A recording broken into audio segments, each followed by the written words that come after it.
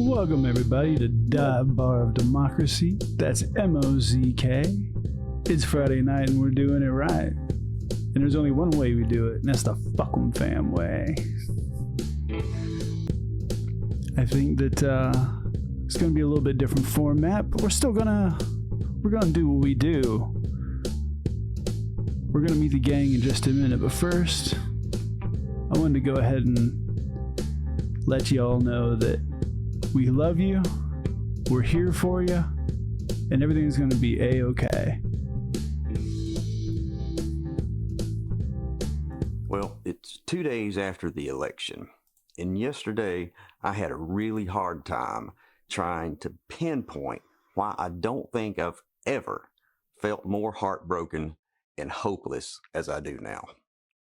There have been a lot of times in my life when I've been disappointed, when I've been depressed, when I've been angry, but I have never felt these things to the depth that I felt yesterday. But I gave it some thought, and I think I figured it out. The reason I'm so heartbroken, destroyed, and absolutely disgusted with the results of this election is that it invalidates everything I have ever been taught about how I should live my life and everything I've tried to teach my kids. So it's an absolute betrayal to realize at 57 years of age that when it comes really down to it, over half of this country really doesn't value the notions of being kind, being generous, loving your neighbor, being accepting, having empathy, showing understanding, being truthful, being ethical in business, being sensible and level-headed, not being a bully, not being selfish, and not being a total asshole. And because I've been taught these things my entire life, it's really easy for me to see that Donald Trump is a vile and despicable human being. He exhibits everything that I have been taught to set my sights against in order to be a good, functioning member of society. But now, over half our country supports this person and believes that he's the one who's going to make America great. Well, hey, here's a secret. Someone who has worked so hard at sowing discord is never going to do anything to unite us. That's his big lie, because he doesn't benefit from Americans coming together. He and all the Tucker Carlsons and Alex Jones out there, they profit from the rage that they're able to manufacture. So don't tell me it's okay if we disagree, as if this is akin to our individual preferences for wine or toilet paper.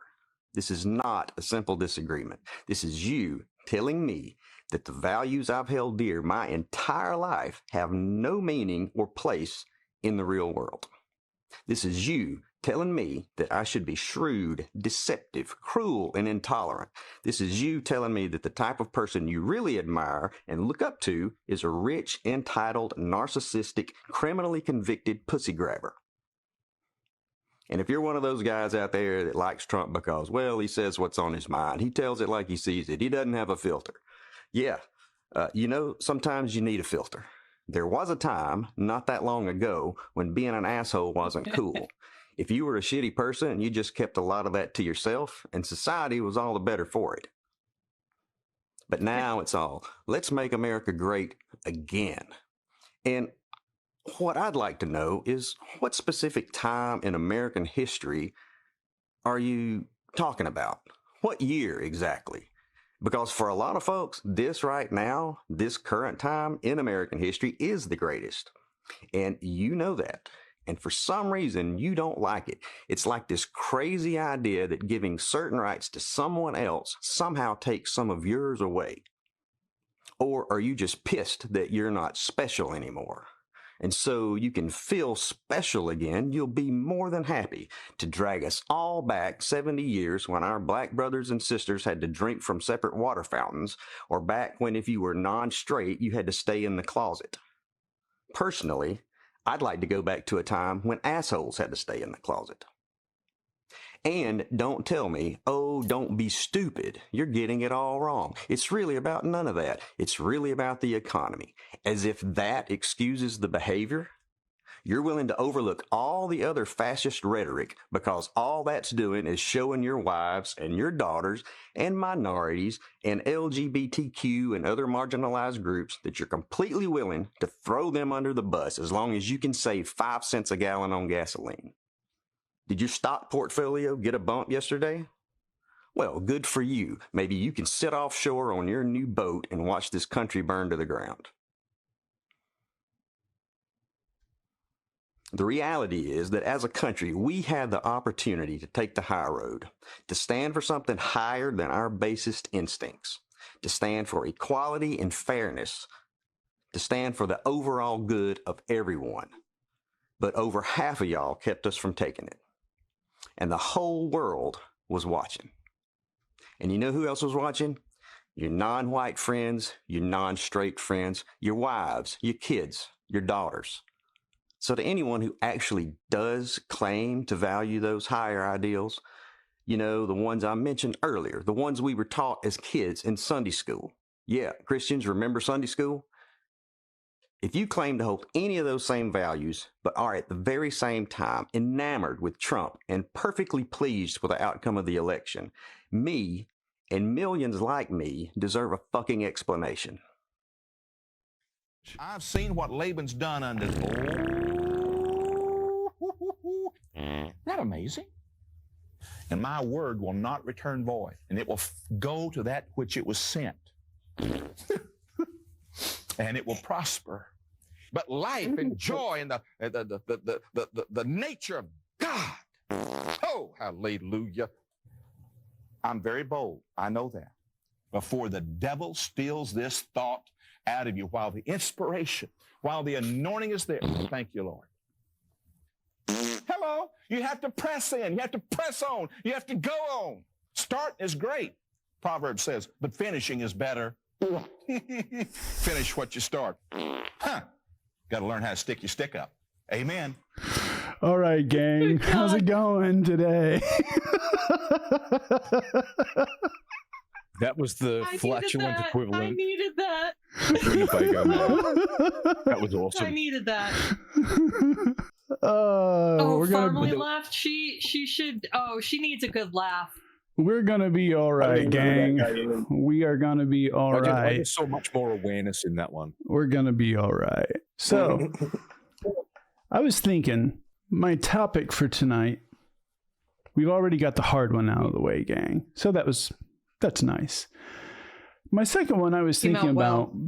Well, Paul Di'Anno from Iron Maiden passed, the original singer on the first 2 records, and I don't know about you. But Iron Maiden was a gigantic influence on my life in general because it really inspired me to play music, and therefore it took my life to the places that it went to. And music is one of the things that we're finding these days that was something that we can really, really draw solace to because it not only unites us in a way that is just sort of inexplicable, but also you got to make art. You know what I mean? Like, we're artists. It's what we do. And I was thinking about that. And I was like, I know everybody here can think if they could sit down and have pizza with any band, who would it be? Godfried? I could do what now? If you could sit down and have pizza with any band, live or dead, who would it be? Band.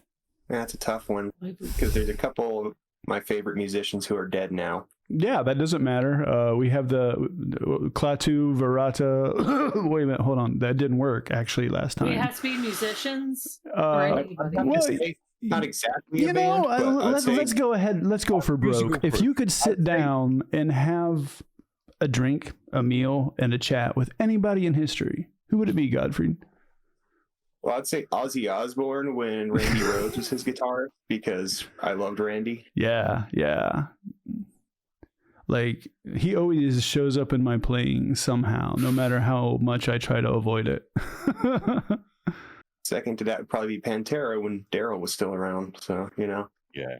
Yeah, Pantera is my toxic trait, unfortunately. It truly is. Like, if I genuinely had to say that I had a toxic trait, it would be that I'm a Pantera fan. It's not a toxic trait when you recognize that it's a toxic trait, so that nullifies it, I think. So it cancels itself out. It's like when you realize it's no longer poison. You knew I was a snake. Wait. Exactly. Yeah. When you worked out Nice. who the snake was. Yeah.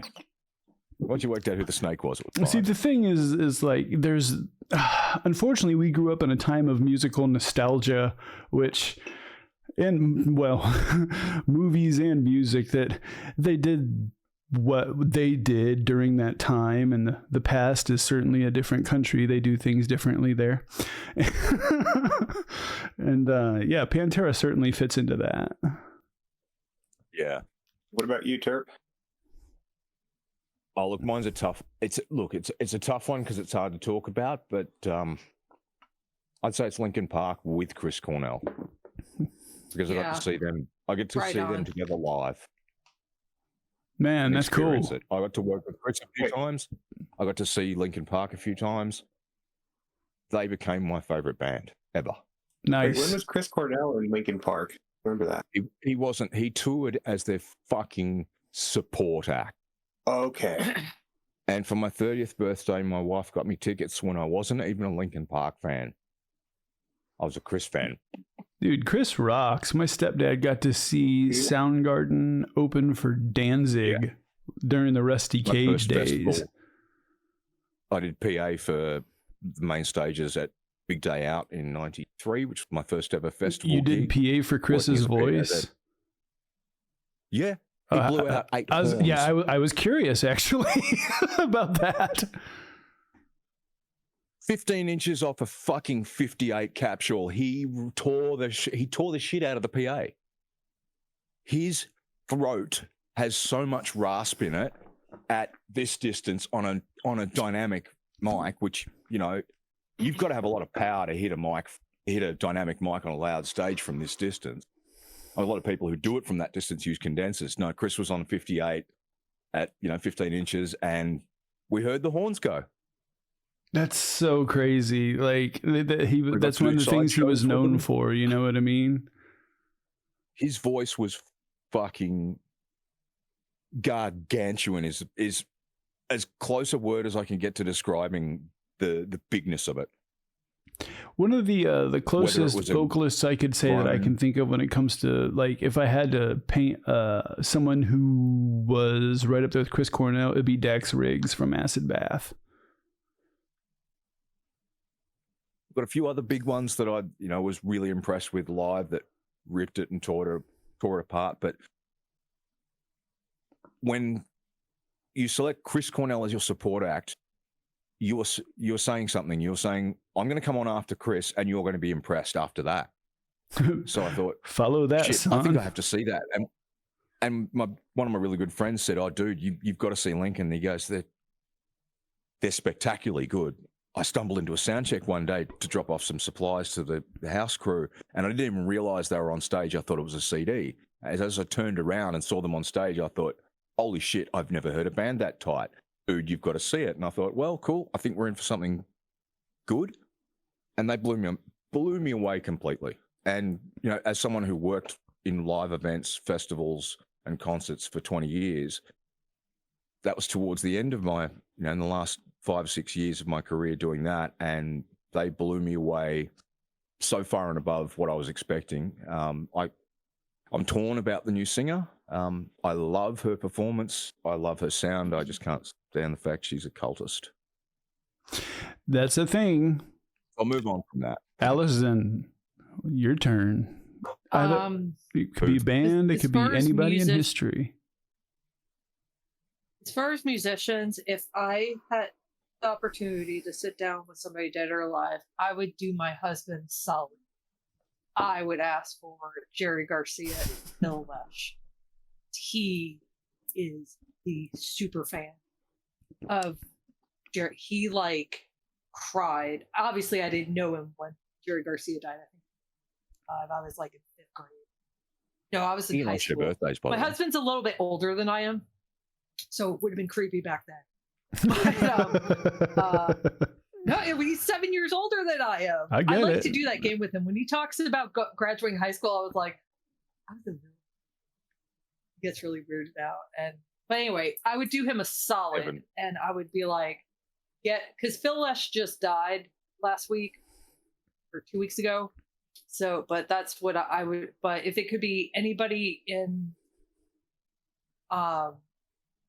anybody like in the world, I would ask to resurrect Washington and be like, sir, what do we do? Yeah. And I don't, but and I don't know, like, I'm probably overthinking it, but I think he would just be like, God, you're fucked. What have you done? Like, but, You let the thing happen we told you not to let happen. Yeah. How did you do this? Look, as an observant outsider, I'd say what the founding fathers were respective men of their times. Those men of those times couldn't deal with what's going on now. We need men, and when I say men, humans, people, and that's men and women, because there's so many really smart, really articulate women who know what's going on, who understand the system, and who can communicate it in a way that people understand and, motivate. Well, the system Carlin Farmley wasn't meant to be as rigid as it is. It was that the original Constitution was not meant to last 250 years. No, it was meant to be revised, rewritten, amended, or interpreted as originalists. Like, yeah, that was the whole point. Like, they realized that times were gonna change. What they thought was not gonna work. 20, I refer to 30, 50. this originalism as cultish regressiveness. It's belligerent stupidity is what it is. Yes, even more so.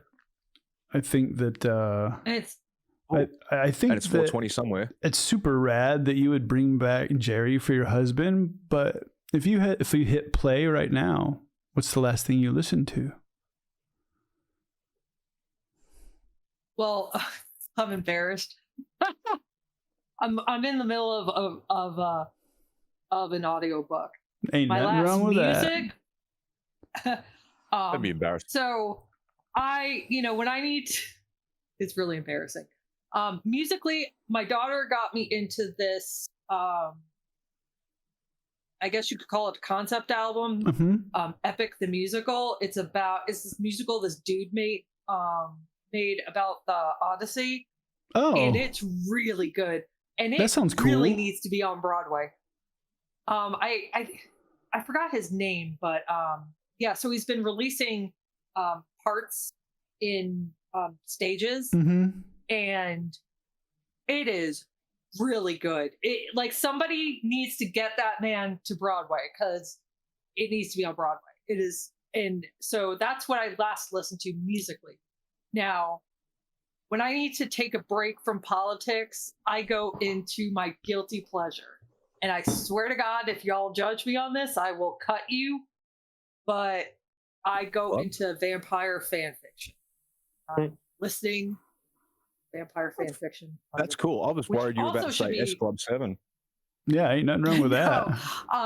No, this series needs to be like, if Twilight did really well at the box office, this series is 10 times better than Twilight. And I don't think vampire fan fiction is in vogue right now, but it really somebody needs to make a movie out of it. I have all the actors in my head. It needs to be made. I don't know who I speak to, about it, but it's the Captive series by Erica Stevens. Y'all enjoy my guilty pleasure. Well, I mean, that's fucking rad that, you were actually willing to share, because, a lot of people, they try to make up something to try to be cool. So, that's pretty fucking rad. Oh, no. Everyone knows I'm not cool. Oh, that's just a big fucking lie. and we all know it. But I think my admission that I'm not cool makes me really cool. That's absolutely saying that you're not cool is probably the most punk that you can be. Kind of like Socrates. Socrates, and yes, I know it's Socrates. Well, we are all Bill and Ted fans. Exactly, we're all Bill and Ted fans here. We can't be friends if you don't know what Socrates is. But yeah. Socrates says true wisdom is realizing that you're not wise. Being truly cool is realizing you're not. So it's true. Most punk rock thing you can do is to be yourself. There's strength to embracing your uncoolness. Well, also embracing your own flaws as cool, because everybody is unique, like a dropped Zippo. You know what I mean? Yeah. Hey, Tony, it's your turn. I can't be any weirder than my vampire fanfic. Oh no! So I'm gonna go poppy. I'm gonna say like U2 in the early '80s. So if you could sit down with Bono and the Edge, you got some things to ask them. Huh? Oh, geez. Yeah, because they were kind of political back then. Yeah, they were. Some of their things was they were talking about actual events that were happening, and I think it applies now. I mean, it took the fucking rock and roll in order to feed Africa. Right? But I think they're sitting pretty now. Yeah, now they're doing a lot now. I don't see them saying a lot and doing a lot now. I see them touring a lot and enjoying. Well, I mean, they're at I don't know if I was at their age. They made it to there, but they've earned their way all the way exactly. Up there. Like they had BB King fucking sit in with them. Here's something really weird just on that level of bands. Yeah. The Rolling Stones are still fucking alive. Mm-hmm. Yeah, they are. Can you just pause to take that in for a minute? Well, Keith Richards is still alive. In that case, Skip, I would say Tiki Drinks with the Beach Boys. What's more amazing is that Iggy Pop is still alive. Yeah. I mean, Iggy Pop's a force of nature. Don't worry about it. My friend dated Iggy Pop. Said all he did was drink vodka. It's awesome. My ex tour managed him several times, and her dog was named after him. He used to throw the frisbee for him on stage at festivals. Nice. But Iggy is an absolute force of nature, and one of the funniest stories I ever heard in my life about Iggy was from Henry Rollins. Yeah. We're in live at Luna Park. Oh, that's just fucking. If y'all have never looked that up, please look it up. It's Iggy Pop versus Henry Rollins live at Luna Park. Now, what were you saying, Tony? Yeah, I'm putting. And I was also going to say the Beach Boys. Have a tiki drink with them. Oh, island life. Yeah, I think that the Beach Boys. I think Brian Wilson, his mind is. I mean, just at the age he was at when he made Pet Sounds. Think about that. That's insanity.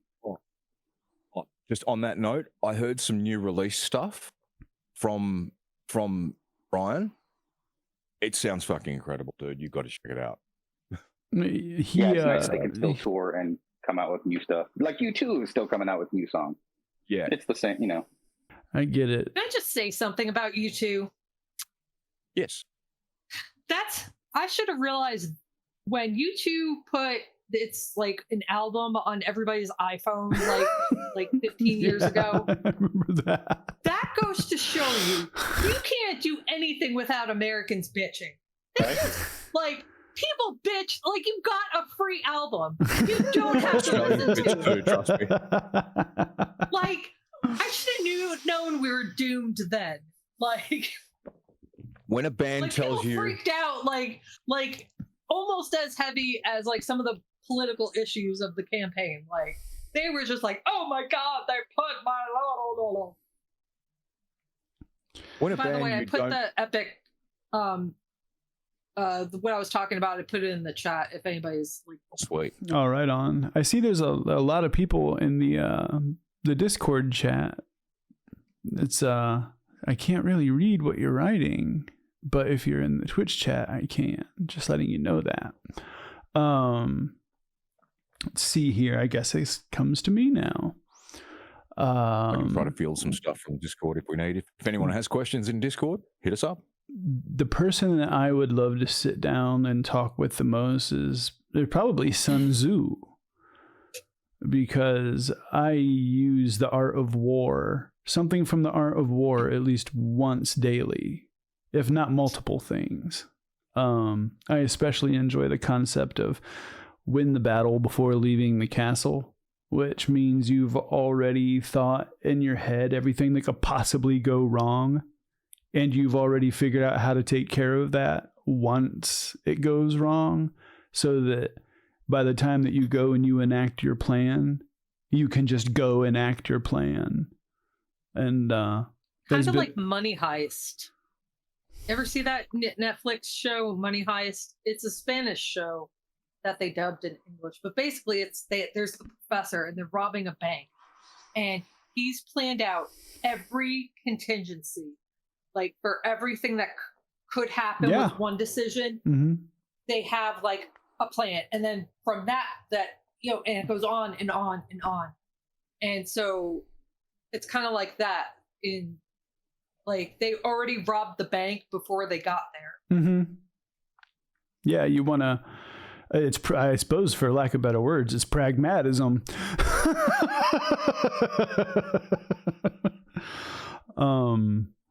Yeah, which is philosophical utilitarianism. It basically boils down to you don't want to be caught with your pants around your ankles in mid situation when you try to execute something. You know what I mean? Exactly. Amen. I live to that. Yeah. So because all my fuck ups used to be public, I try to minimize them. So that would definitely be my Indeed. That'd definitely be the person I'd like to sit down with, because I mean, if you can really, you can benefit from the Art of War so much. A lot of midwits like to really rely on it to seem like there's some sort of like pseudo intellectual, like the kind of person that runs out of Barnes and Nobles with arms full of jazz music that, honest to God, sounds like the drummer's playing a different song. That's a lot of jazz, though. Hey, jazz is. I'm trying to make like in my quest. I'm trying to make jazz not a dirty word, because there's swing, there's Western swing, it's not a there's dirty word. manouche, There's a lot of dirty jazz. There's trad jazz from New Orleans, but then there's just some really, really bad stuff out there. But going back to the Art of War. Elevator music, jazz. Oh yeah, it's so bad. Like Muzak. Hang on. Muzak is actually a category. It's a genre that is actually needed. Sometimes you don't need music, you need Muzak. Funny enough, we ended up with Led Zeppelin because of Muzak. Because Jimmy Page was a session musician, and he would go in and he'd look at the sheet music and he would play the guitar parts that were needed and do as he was needed. He said, and one day they came in and they just handed him just like the sheet upon sheet upon sheet upon sheet upon sheet, and he looked at it and he realized it was elevator music, and he's like, I ain't doing this shit anymore, and he formed Led Zeppelin. The straw that broke the camel's back. So thank you, Muzak. I'm somebody who needs, like, I don't like the sound of silence, so I need something in the background that is like keeps my brain like not getting creeped out from silence, but doesn't get distracted by something. Mm-hmm. And like Spotify has this playlist for ADHD. They call it ADHD music, and it really is music for people like me. Like, I don't like trance. You wouldn't want to listen to it like in the car or any other time, but when you're doing work, you need to focus, but you don't like the sound of silence. And yeah, like trip hop is really good for that too. I'm a big fan of exotica, like Les Baxter tiki music type stuff, and it feels like an audio vacation while I'm doing things that I need to do. I think I just twigged when you mentioned ADHD before, Alison, but I've been a fan of like psychedelic trance since first discovering it in like probably 95 or 96, and just started DJing this week, and it's been interesting, but yeah, it does make a lot of sense why I've sort of gravitated towards that. ADHD is a thing. Yeah, It was also why I was a good audio guy. Yeah, Stairway to Musk. No, sorry, I read that out loud. I didn't mean to. Super Saiyan wrote Stairway to I wish everybody was typing. Typo. I wish everybody was typing in the Twitch chat so I could actually read it. Oh, I feel like Super Saiyan I just had a moment, like, because it sounded funny to me the first time, but he meant to say Stairway to Zach. Yeah, I was going to ask why you hated Simon and Garfunkel. You said you hated the Sound of Silence. It's my old friend. I have tinnitus. Does that count? That's my old friend. I was going to say that's my old friend too, which is why I can't deal with silence. I like silence when I am. I call it returning to zero, because I'm an introverted extrovert. I've played in front of thousands of people, no problem at all. But once it's over, yes, there's actually Skip. That's why we're Wonder Twins, because like I'm the same way. Like people exhaust me, but like I can be like right here. I can be like animated and funny and really cool and meet the people. But then when I come home, I'm done. Exactly. Like, I mean, there's nothing wrong with that. There's just so many different kinds of personalities. That's why playing an instrument is amazing, because you can just hide behind the motherfucker. I get it. I'm going to tell you, Skip, on that note, we used to have a technique that, well, many of us used in the live entertainment game. After gigs, we would come home and you would put the TV on, and this is in the analog TV days, you'd put the TV onto a station that wasn't broadcasting, so you just get the snow and the flies. Mm-hmm. The bug wrestling. And yeah, the bug wrestling. And you would just leave that on as just a reset, like to your ears, to your eyes, like to the overall like onslaught of stimulus that you've experienced for the last hour or 2 or 12 or 60, depending on how long you've been going for. But then you reset. And once you reset, it is much easier to go from your excited, highly stimulated state to a rest state. Like, you need a transition. You also, like, there's a transformation from before stage onto stage, like a fucking werewolf. Like, you start getting, you start feeling like your claws sharpen, and your teeth start getting a little sharper too. I'm seeing somebody said Roy Gallagher in the chat, and I am a huge Roy Gallagher fan.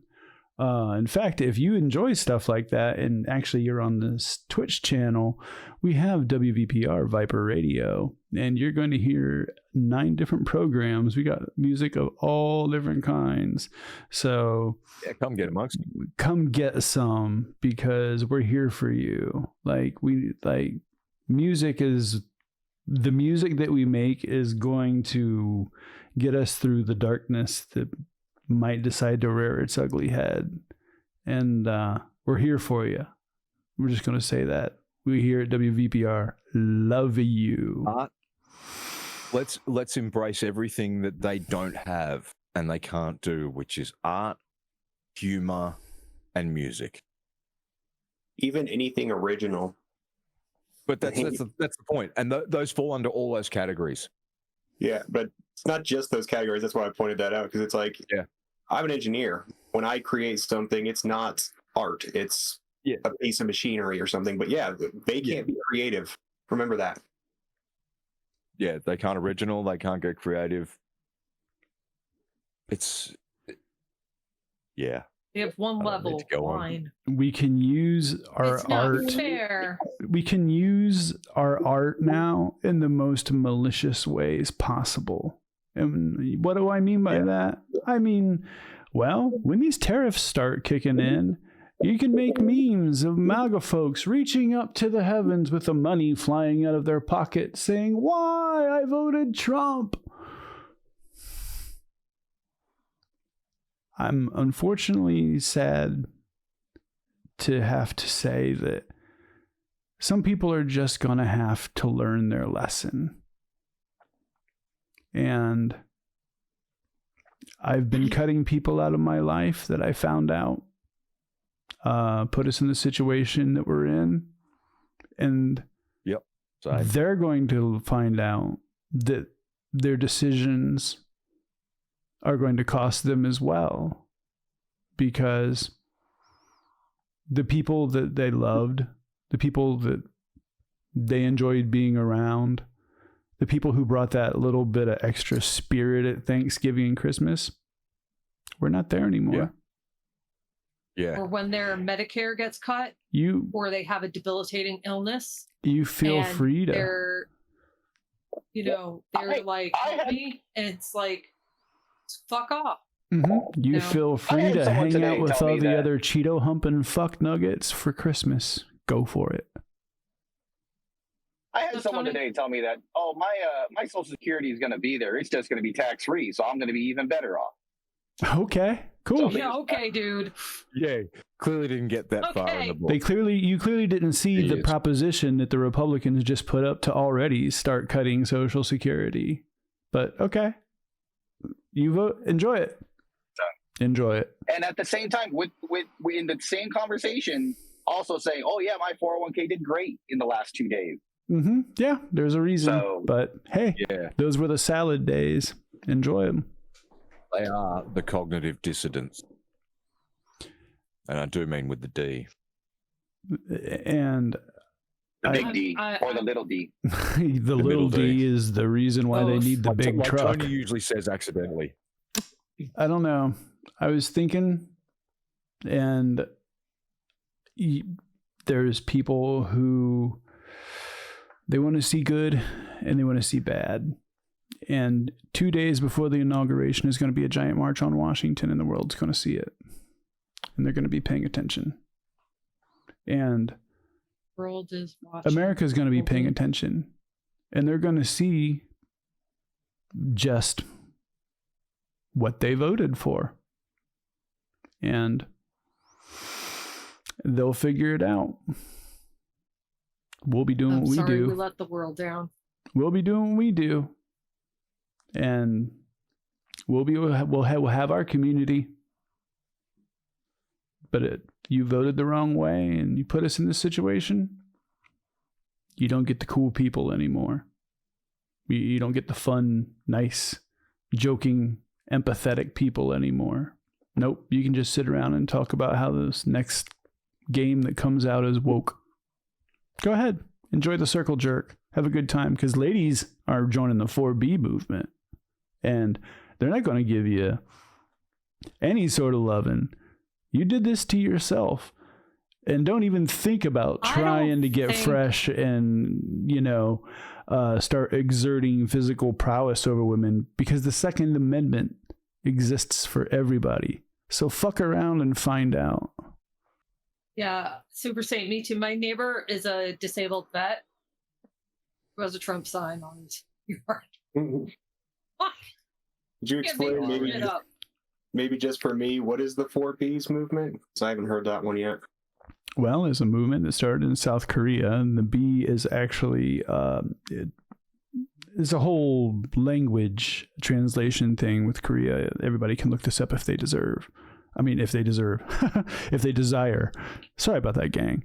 But basically, it's saying women no longer are going to get married to cis dudes. They're not going to have sex with cis dudes. They're not going to give them emotional support. And they're not going to have children with them because they voted to treat them like incubators. And this movement has happened in South Korea. And the birth rates have been declining like you wouldn't believe. So, gentlemen, you did this to yourself. You bought the ticket. That's what I told my daughter. You are taking. I was like, you better, I don't know what's going to happen. I hate telling a 13-year-old this. I really do. This is America. I'm nervous. I'm nervous of. I'm a preparer by nature, and I don't know what's going to happen. So I want her to know things She needs to have pepper spray. Is what she needs. All you ladies need to either be strapped or have pepper spray. They make pepper Allison, I have a spray question that for paints you. people's face blue, and they make pepper spray that as soon as you use it, it sends a chip to 911 so they know where your location is. Yeah. Honey, Allison, what's I have a up? question, or for the whole crowd, and if you can respond in the chat, go ahead.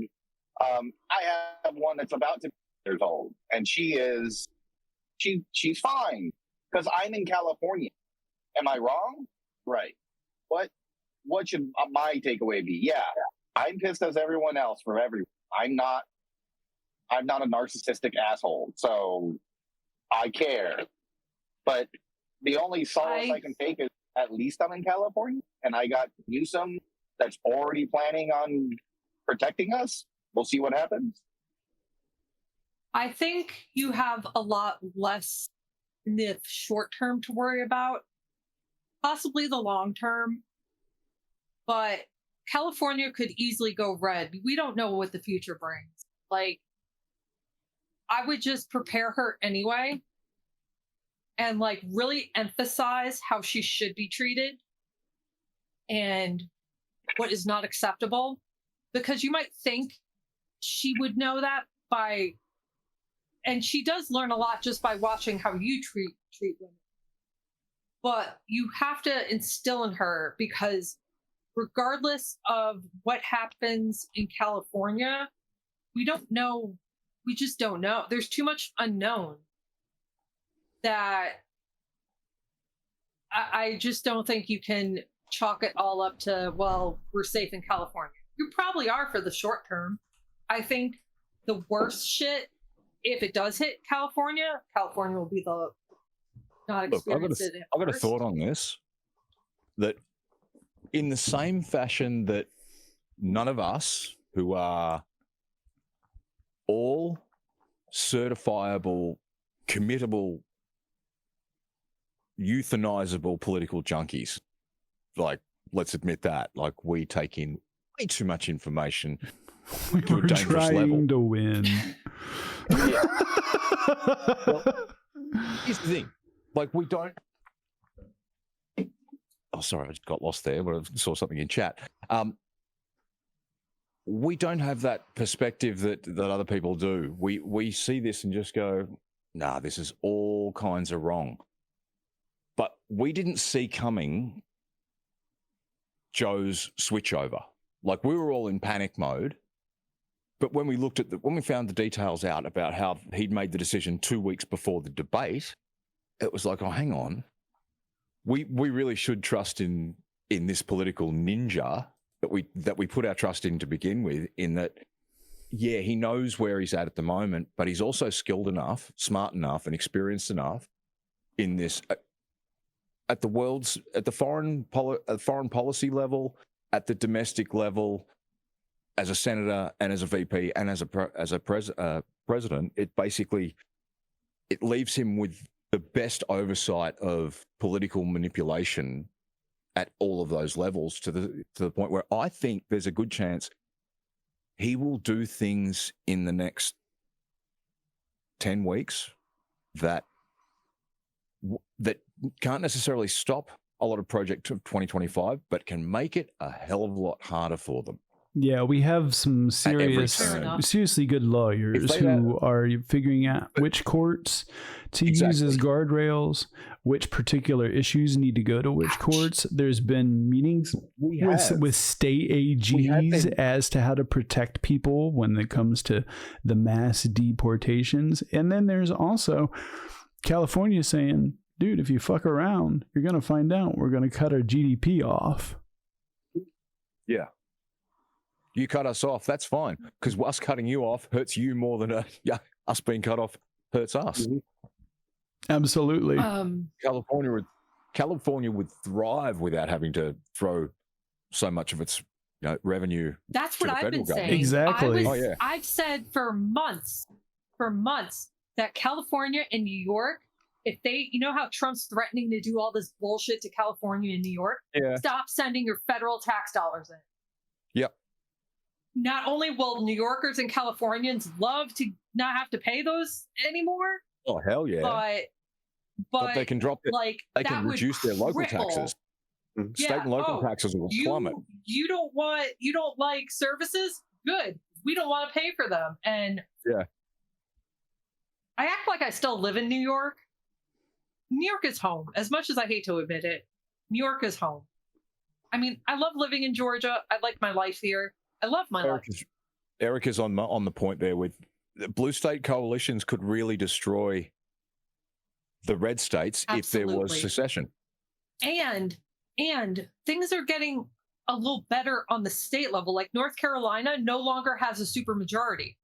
Yeah. Where if the governor vetoes something, it can be overridden by the state, the state House of Representatives. So, some states it's going to be awful. Some states are may even thrive. I mean, we just don't know. But Tony, going back to your question, I think you should prepare your daughter regardless, because there's a new culture. Scratch that. It's not new. It's a rising culture in this thing against women and treating them like your body, my choice. Shit that's being said to girls in middle schools and high schools. That's not okay. No. And like, you have to let her know that's not okay. And I know it sounds so obvious, but like girls, and I'm speaking from somebody who needed to hear this, my parents just assumed I would know. And I ended up in a really bad codependency. I couldn't draw boundaries.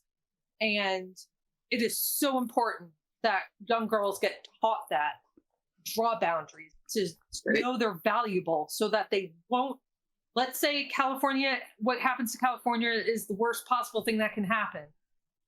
At least she will be educated enough to know to be very cautious who she marries, or very cautious before she has children, or, I just had a flashback to the scene. I had a flashback to the scene in Face Off where he teaches the daughter how to protect herself and then twist it after she sticks it in. That's where I think, and she would do that, absolutely. So, but yeah, protect yourself by any means necessary. But also, I would say, especially if you're in like the big blue states, hope for the best, prepare for what could happen, for the worst. You need to get to know your neighbors. Like, find out who voted appropriately. Community. And you need to start community. finding out who brings what to the table. Yeah.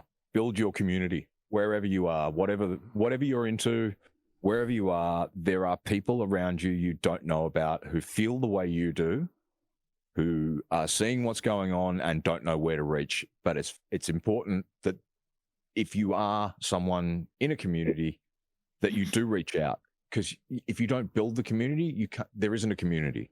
It's just satellites floating in space, and, not knowing.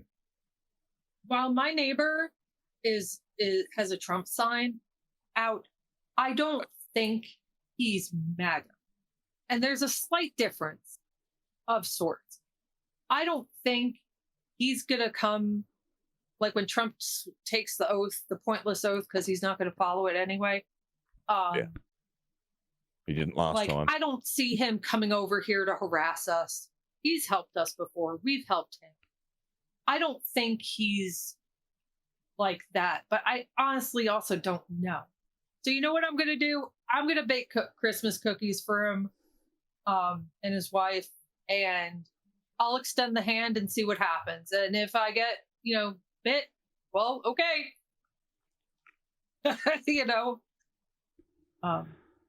I don't know. I'm actively cutting people out currently, but what I mean by your neighbors is not just the people you live by. I mean everybody on your street that has the same concerns that you have. Places like people in your local world, places like co-ops, places like farmers markets. Places like community gardens. Exactly. I just learned we had a community garden not too far from it. Oh, soup kitchens. Awesome places. There's a million places that you can find where people are doing good, and those are the same people who are going to be part of your tribe? Craft markets. Whatever you're into. There's a way that people who are into that thing get together physically. Go do that. Find people that are already into something you like. You'll find people that are into other things you like too, and around that, communities are built. I mean, and without saying, obviously, www.theTonyMichaels.com. We are a community. We got together over something we like. Yeah. And we've been together for well over a year, some of us now. This is episode 28 it didn't after take all. long to build it either. I don't like when it comes to like I'm definitely it's hard to, because my mom has mental health issues. She's unmedicated bipolar with manic. So she's like, I put her in a pile that I don't even know what to do with her. My father is a good man, and he's not MAGA. He voted for Trump because that's what they do. They vote for the R. Now, I'm not saying it makes it right, but I can't just cut him out. Like, he's not toxic in my life, I guess you could say. Some people who I know are Trump supporters, I have to evaluate, like, the level of what they bring to my life. If they bring toxicness, other people, if they're like wearing a red hat, however, absolutely fucking not. Absolutely fucking not. Nope. There's a lot of Trump supporters on my block. The Trump sign. Now, I don't know if they're MAGA. I'm assuming the guy who has like 10 Trump signs is, the guy that I told you all about across from the college I work at. He has like 10 Trump signs on his, like back to back to back. I should have taken a picture of it. I don't know why I never took a picture. I think it's safe to say he is MAGA, but my neighbor who has a Trump sign, I won't completely write him off. But at the same time, I'm very cautious. I mean, I gotta live next to the dude. Yeah, I mean, I totally get it. And maybe once things happen, he might change his mind. But it really depends on the kind of, the kind of personality. See, it's really hard. It's really, really hard to have sympathy for a lot of Trumpers when their ethos is, I knew some people were going to get fucked over, but I didn't know I was going to get fucked over. Like, I knew I voted for some people to have a horrible life, but fuck, I didn't know it was going to affect me. So, I don't know. I've debated Trumpers till I'm blue in the face online. I've shown them facts only to get the laugh react. America'd, and they're gonna learn. No, America'd. Yeah, that's what we did. Yeah, and they're gonna learn facts, and they're preparing for the golden age of America. So they're not getting extra canned goods, extra dried goods, extra salt, extra sugar, extra flour, bullets, just in case you need to hunt. Anyway, I'm telling you, it became legal in Germany. So horticulture, it's an amazing thing. Medical. Well, I might overstay a visa in one of your foreign countries over there. So. Man, they've gotten so weird about the Schengen visas here. Do you need a visa to go to Germany? They give you you can get a Schengen visa, which is like you can come tour for 3 months and then you have to go back to America. I had to do that before I was able to come back and stay because I married a German. But yeah, I had to go back to the States for 3 months. Because And oh god when I damn, went that to was rough. France in 2007, I mean, obviously we needed our passports, but we didn't need a special visa. We were only going for a week. But also, when it comes to if anyone's trying to move to Germany, you have to speak German. Kind of a. I'm learning German. Like I have my Duolingo. Yeah, because I missed last week though. I gotta. They want you to be able to have B1 at least. Employment. Well, at least B1, which is B1 language, conversational German. I can move to Central or Mexico because I can speak Spanish, so gracias. You know, I can hear my grandmother yelling. My grandmother spoke fluent German, and she tried to teach me when I was a kid. And I'm like, I'm never going to that. You know how many things I said I never was going to need that, and I found myself like kicking myself. You're talking to somebody who started off playing punk and metal and now plays swing. How we grow. How we evolve. I'm telling you, we're gonna be okay, gang. We're gonna be okay. Because I think, you know, one thing about the left is like, because we're not so single-minded and we can have foresight, I think we can adapt a lot easier than, Because we're not a cult. That's true. Yeah. Yeah. They've politicized everything to the point where art, culture, humor, and literature, mental poison for them.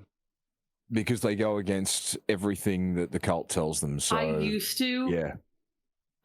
to have the most respected job in the US. I am now viewed as a pedophile. Even though I don't, I like, if I say I'm a librarian, they assume a public librarian or a school librarian. And that, back in the day, the worst profession you could tell someone you would be was a postal worker. That would elicit a metaphysical response from people.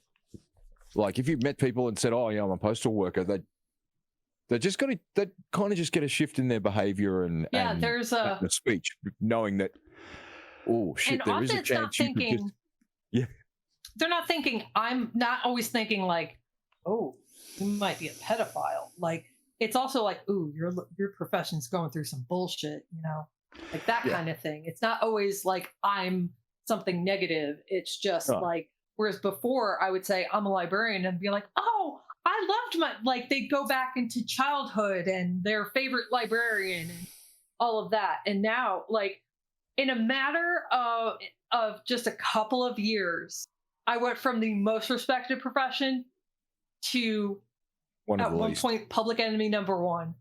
Yeah. And behind Anthony Fauci and the doctors.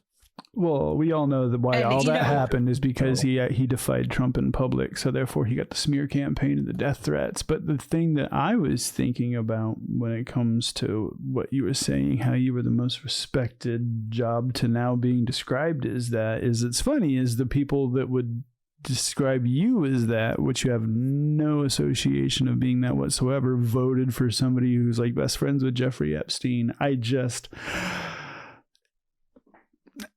I'm done debating. They won.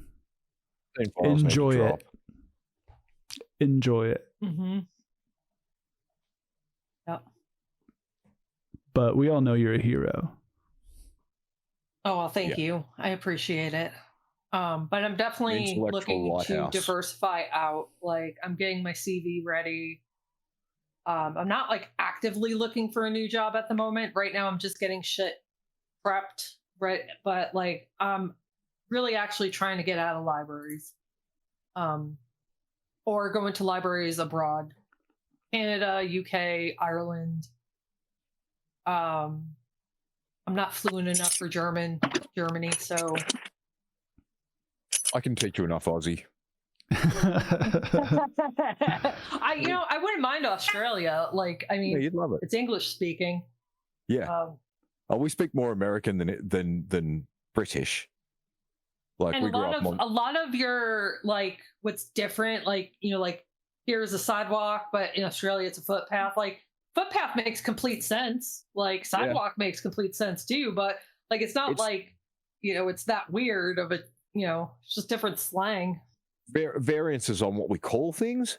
There's small ones, and it'll take a little while to get your head around all of those. But there's some slang, but otherwise we speak fluent American. Fluent American. You can speak like you're at home, and we'll know most of the things you're talking about. This goes back to what Tony asked about, being in California and, with his 13-year-old daughter. I think anybody with children at this point, you need to take it upon yourselves to, like, really get into what your kid's learning, because I have no doubt that they started the smear campaign against teachers and librarians to enable the actual pedophiles, and I've gone into that rant before, but also to stupefy the country, to get us even stupider so they can keep taking over the country. You need to teach your kids actual history and sex education, and, like, it's awkward. Have those awkward conversations and teach them things, or make sure they're learning things, because they're not going to be learning things the way you learned them. Especially if you're in a red state. You need to make sure they learn critical skills so that they can, they're not sucked into cult mentality. Because a lot of it is education. And in this postmodern realm that we're in. That's so far removed from what we grew up with, and what everyone in our generation and all the generations previously grew up through and with the chronological variations in culture across time.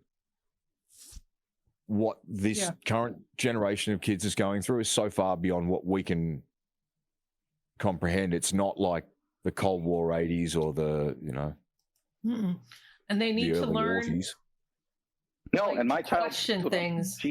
I'm sorry, Tony, go ahead. Talking to you guys.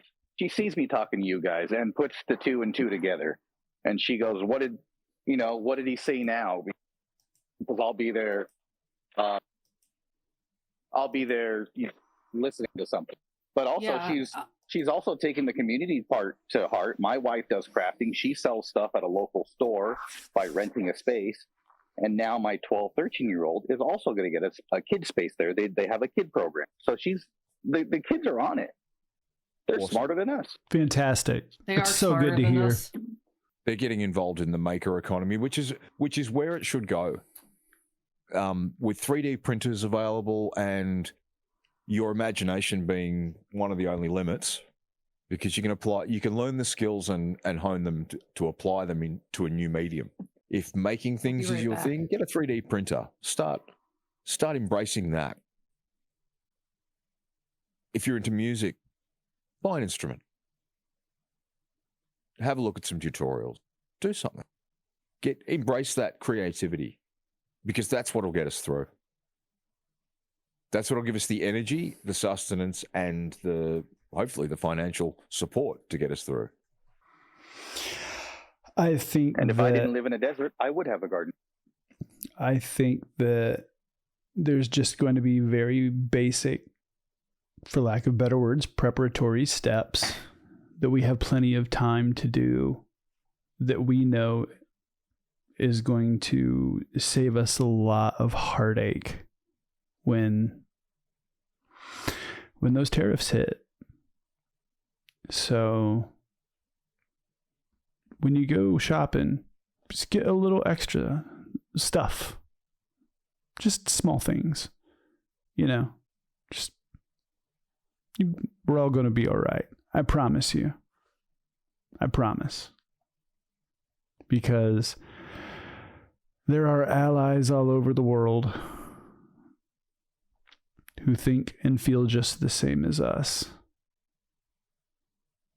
People have made it through harder times, and they've been all right, and so will we. With that being said, has been episode 28 of Bar of DeMOCKracy.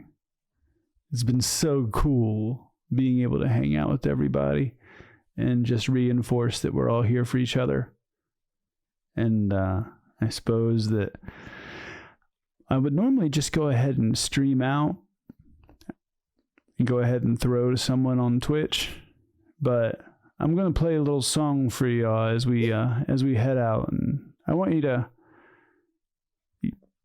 get up. I just want you to fucking dance. All right. We'll see you crazy kids later.